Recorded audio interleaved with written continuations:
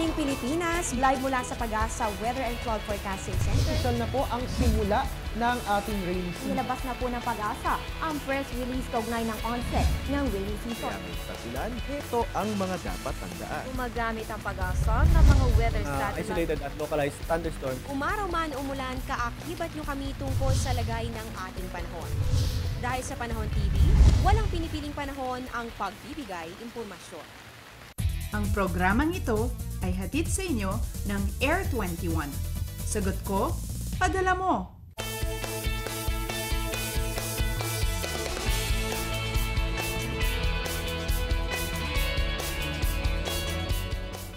Good morning Luzon, Visayas, Mindanao, alas 5 na po ayon sa Philippine Standard Time. Sa ating pagbangon, isama po natin sa ating mga dasal ang mga kababayan nating nasa lanta ni Bagyong Yolanda. Sa mga ganitong pagkakataon, bukod sa pagbabayanihan, ang kailangan natin ay kahandaan. Kung kaya't para lagi tayong handa sa mga sakuna, sabay-sabay po nating alamin ang lagay ng ating panahon.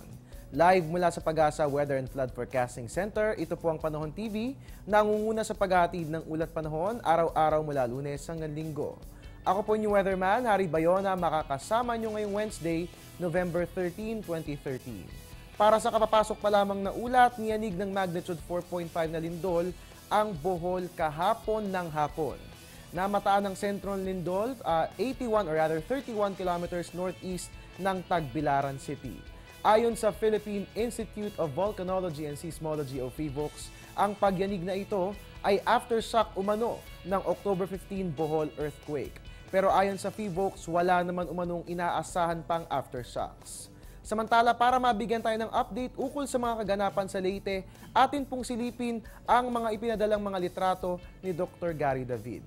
Makikita nga po natin ang matinding epekto na iniwan ng Bagyong Yolanda sa Leyte. Atin pong ipanalangin na nawa ay makabangon na muli ang ating mga kababayang nasa lanta ng nasabing bagyo. Samantala, puntahan na po natin ang ating weather updates na siyang pinakatampok sa ating programa. Humina na nga po si Bagyong Zoraida at bumalik sa pagiging low pressure area. Magdudulot pa ba ito ng masamang panahon? Para bigyan tayo ng updates, makakasama natin si Pag-asa Weather Forecaster Samuel Duran. Good morning, Mr. Duran. Good morning, Harry, at sa lahat po ng ating taga-subaybay, magandang umaga po. Alright, Mr. Duran, kahapon nga po ng umaga ay naglandfall na si Bagyong Zoraida sa Davao Oriental, pero kinahapunan ay humina ito at bumalik sa pagiging low pressure area o LPA. Ano po bang sanhi ng paghina nito?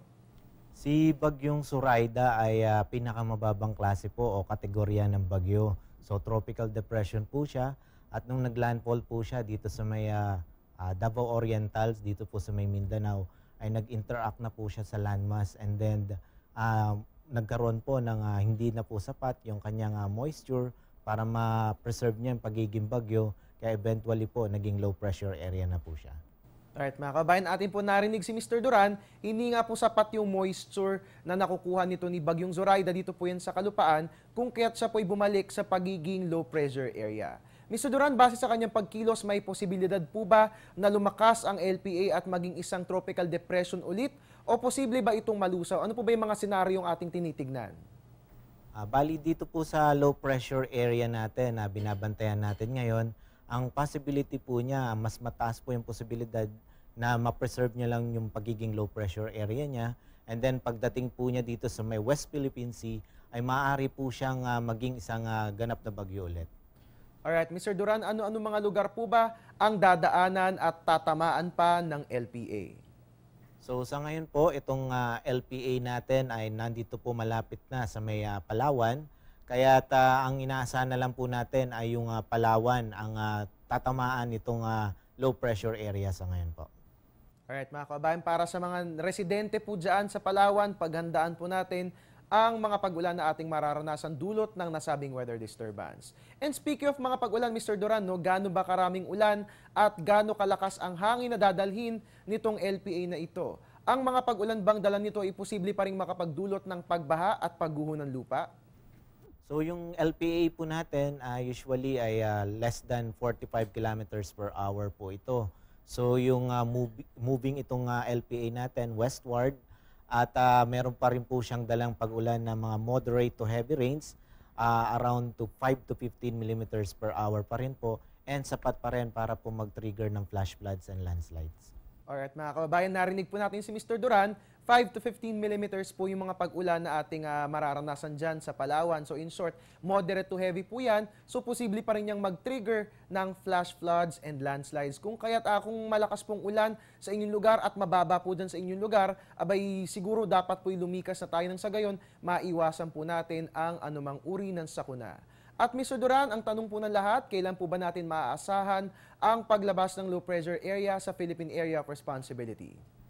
So itong LPA nga pong binabantayan natin ay sa ngayon ay malapit po ito dito po sa may Palawan at kumikilos pa po ito ng pa-westward at inaasahan po natin within the 24 hours po ay lalabas na rin po ito ng ating Philippine Area of Responsibility.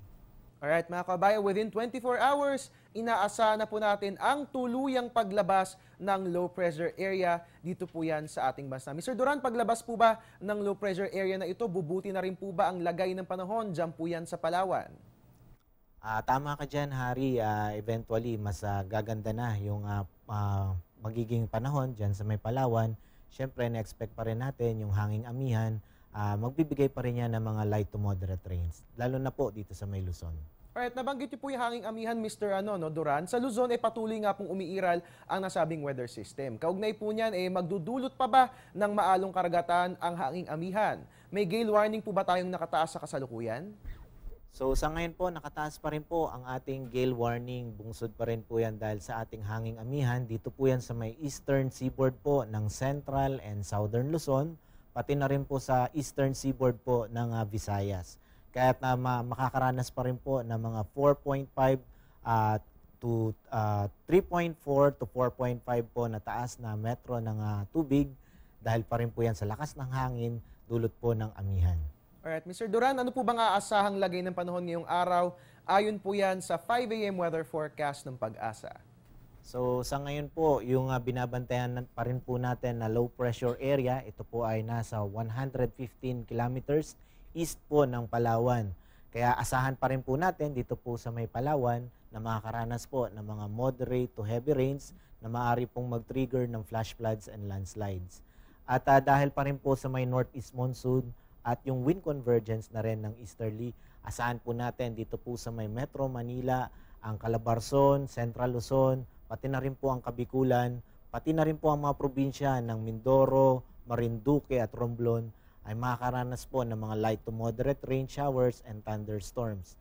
Yung the rest naman po ng Luzon ay makakaranas po ng mga isolated light rains dahil po sa northeast monsoon at yung natitirang bahagi naman po ng bansa dito po sa may Mindanao and yung the rest of Visayas ay makakaranas po ng mga isolated cases ng mga rain showers and thunderstorms. Alright, maraming salamat Mr. Duran sa inyong binahaging impormasyon. Last few reminders po, lalong-lalo sa mga kababayan natin sa Palawan na makararanas ng maulang panahon dulot ng low pressure area. So dito po sa atin, sa mga kababayan po natin sa Palawan, mag-iingat po tayo dyan dahil po meron pa rin tayong low pressure area. So maaari pa rin ito magdulot ng mga flash floods and landslides, lalong-lalo na po yung mga nakatira dyan sa may bulubunduking lugar at yung malalapit po sa mga coastal areas. So yung mga kababayan po natin, lagi lang pong maging dapat inform at laging maging handa. Alright, maraming salamat Mr. Duran at mga kababayan atin nga pong nakapanayam si Pag-asa Weather Forecaster Samuel Duran. At ngayon naman po silipin po natin anong oras nga ba sisikat si Haring Araw this Wednesday. Ang ating sunrise 5:56 a.m. lulubog po si Haring Araw sa ganap na 5:24 p.m. Ang ating moonrise 2:15 p.m., ang ating moonset 12:59 a.m. May illumination po yan na 79% at makikita nga po natin ang full moon sa darating na November 17. Para naman sa tidal predictions along Manila Bay, hatid po yan sa atin ng NAMRIA.